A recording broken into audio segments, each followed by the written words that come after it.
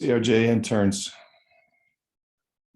I wanted to create this short video to go over attendance, performance, attire, appearance, cell phones, expectations for you during this internship. And then also to let you know that anything that comes up, anything you need to talk to us about, you have our cell phone numbers. You need to call us as that occurs. Sometimes you come into a situation during the internship where you see something you've never seen before, a death. Sometimes you're taken to experiences that you need to talk out, that you need to get some additional information on or some help with. That's what Doug Hewerman and I are here for, okay? Anything that happens, and we've had all sorts of situations over the years, but we are here the entire time you're out there. You know, we're on call. You consider us another supervisor. I took this internship 40 some years ago. In fact, that photograph over there over my right shoulder, that's me in the photo with some of my fellow interns and Doc Wright, who started this program and all of our programs in the public services areas of Illinois Central College. You know, we've always said this is probably the best class you'll ever take at ICC in either law enforcement, criminal justice, 911, any of those programs. It gives you firsthand knowledge of all the things you're studying in the books. So it's a great opportunity, and we want to make this opportunity great for you. You know, just as it was for me, Professor Graff, my former colleague who retired as the police chief in Morton, he was an intern 10 years before me. And we taught this class for many years together. So introducing it that way, you have the ability to contact us. On attendance, the expectation is you arrive 20 minutes before your shift. You're dressed appropriately. We provided you with information on how you're supposed to dress. Your guys, you're not scruffy beard, you're clean shaven, or your beard looks presentable. Not too much cologne or perfume. You know, you're entering into, a lot of times you're in the squad car with an officer, or in a smaller space with somebody who's showing you something. That's their office, right? Squad car or whatever the space may be. And you want it to be a situation where you're not offending anybody. And sometimes you don't want to smell badly. You don't want to overpower either. So presentable, dressed as we require. You know, you show up 20 minutes before your shift and you're ready to go. If for some reason something comes up that you can't make it to that shift, you know, those things come up, but those things are the same sorts of excuses that you would have if you were employed with this agency. So, you know, car trouble, if you had car trouble, a death in the family, illness, something like that. Call your supervisor and let them know you're not going to be there. All right. Let us know either by a phone call or email so we can document it. The expectation is you're going to make up those hours. But if you can't make it, that's the process. And then that's on the document that we provide to you. So let's be clear on that first off. So arrive 20 minutes early, you're dressed appropriately, you're ready to go. When you get there, and from that point on, remember, you're there to observe, not to participate. You can ask questions when the time's appropriate. So pay attention to what's going on. If you're riding with somebody in a squad car and they're trying to listen to the radio for a call or something that's going on, don't start talking. Listen. When the appropriate time comes to ask a question, ask a question. But you're there to observe. So observe. We suggest that you have some sort of little notebook, and you can still find these little notepads, and take notes. When you get breaks, when they're doing their reports or you get breaks, record what you saw so you can have that information for the reports that you submit to us. And we ask that you do that, submit your reports within 24 hours of your last shift. So it should be fresh in your mind, but it always helps to kind of keep track. So observe, note, either mentally or write down some notes.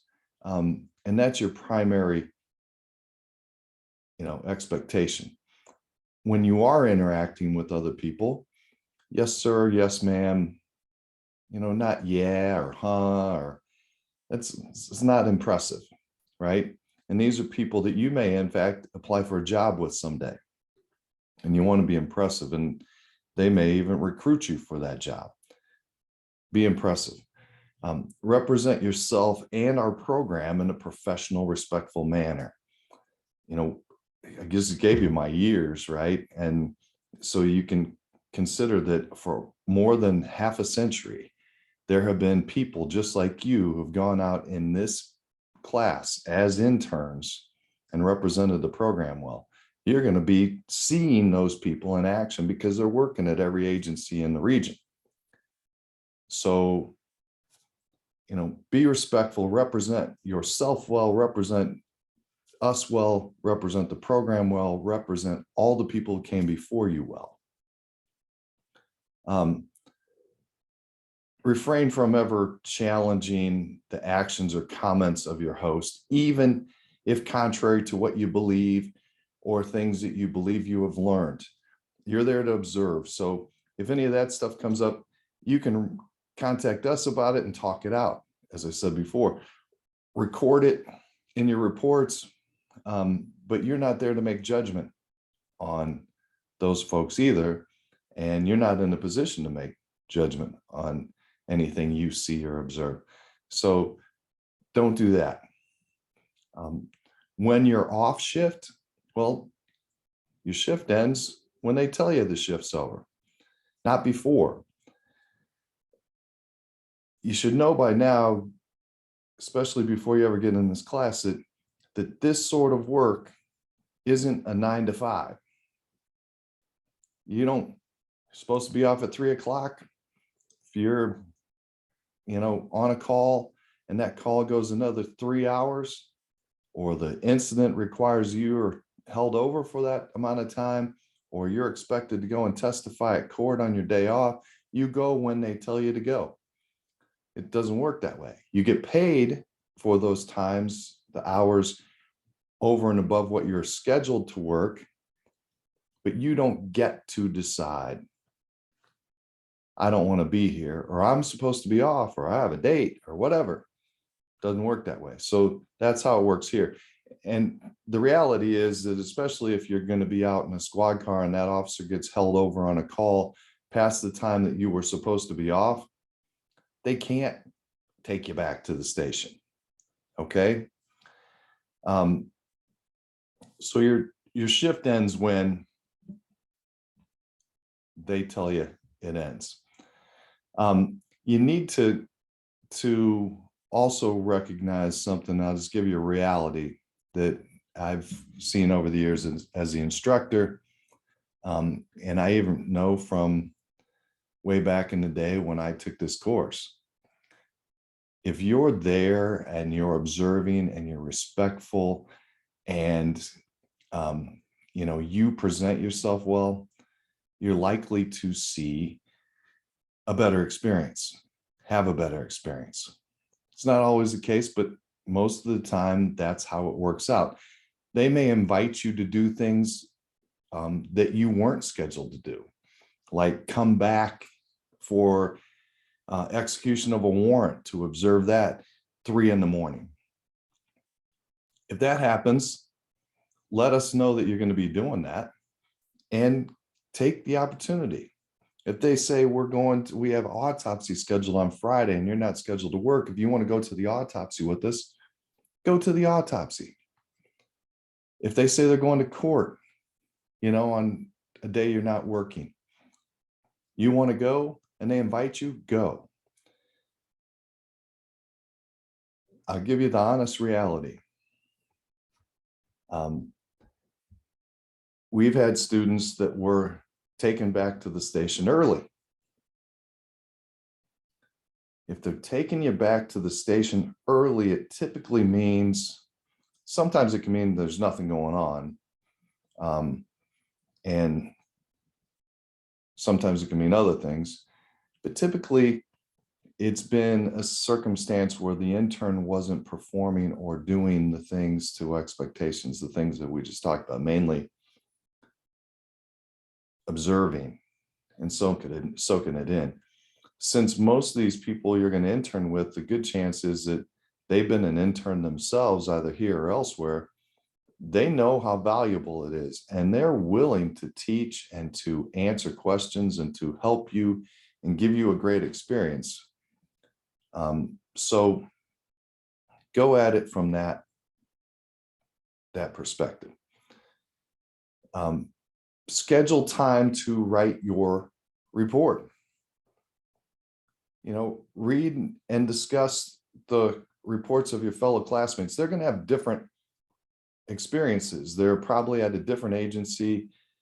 Sometimes your experiences may overlap, but it's good to see if you're with a small department and somebody else is with a large department, look at the differences. If you're with a police agency and somebody else is with probation, look at the differences. That's part of the experience. So be sure you do that. Attire we've covered. You need to look like the photographs we provided. It's just what you need to do. And again, be clean and all of that. The last two things I'll say, first on cell phones. Keep it off unless you're expecting some sort of emergency call, and then, have it on vibrate and let the person you're riding with or who's hosting you that day, let them know, I've got this emergency, I might need to take a call, and have it on vibrate. All right. And then be respectful when you take that call, but that should be a rare occurrence, right? So don't make it a habit. Otherwise, keep it off. Don't be taking photographs. Don't be posting anything about your experience. Don't be taking pictures inside the squad and posting on your Instagram or your Snapchat or whatever. Do not. Quickest way to get bounced out of the course and to get an F for the course and to have that marked on your record, because that agency is not going to appreciate it, is to do anything like that. So do not before you go to the agency, not during anything that happens in the internship, not after, a shift, not after the course. Don't do it. Just don't record. Just put your phone away and have it put away. Last thing I'm going to say is circling back to one of the first things I said. It's not uncommon that you come across a circumstance during the internship that is unique. It's different. It's something you never experienced before. You will see a lot of things that maybe you've seen in a television drama or even a live police show or something like that, but seeing it in person is a whole different experience. Some examples. I mentioned that you might get invited to go to see an autopsy. You go to an autopsy, it's not a common occurrence, okay? I remember the first time I was ever at an autopsy, and it took a while to process. The first time you see somebody expire, somebody die, the first time you see that, it's something you have to process. We had a student who was on an assignment with a local police department, and there was a traffic accident where a motorcyclist was involved, and the motorcyclist expired immediately after the intern and the officer arrived. The officer had called the intern over to help monitor the person who expired, because the circumstances of the scene just created that need that they were trying to do what they could for the individual, but they also needed to keep other people safe, and they needed to make sure there wasn't further injury to other people driving. And the person died pretty close to right after they arrived. That student had never seen anything like that. Many police go through their career and don't see that. That required some processing, some discussion. So we have, support available. All ICC students have counseling, qualified counseling available to them for a variety of reasons, but that's definitely one of them. But we also, that's what Doug Uriman and I are here for, to help talk you through those things. We've experienced some of those things. We know what it's like. And if we can't help you, we will get you to someone who can help you. But there's also other things that you may experience that aren't, like that. And again, like I mentioned, you may witness something, see something, or hear something that you question or maybe find objectionable or whatever. You call us and we talk it out. And then if there needs to be anything done further, then we'll talk that out too. We'll figure that out. That's our responsibility. But we're here for you. You have our cell phones, you have our email, you're able to contact us. So anything like that, contact us. And our job is to get you to that next place, which is eventually, whether you go on to get a bachelor's degree somewhere else, and then enter into the career path, or you go on to, had students go all the way through and getting master's, PhDs, and law degrees. So whatever you do, eventually we end up being a reference for you and somebody that you come back to. So don't hesitate to give us a call. You do those things and it will be the best course you've ever taken at Illinois Central College. Might be the best college course you take at any point in your education. I firmly believe that, and I hope that's how this semester goes for you. Any questions, you know how to get a hold of us. We look forward to reading and seeing all you're doing.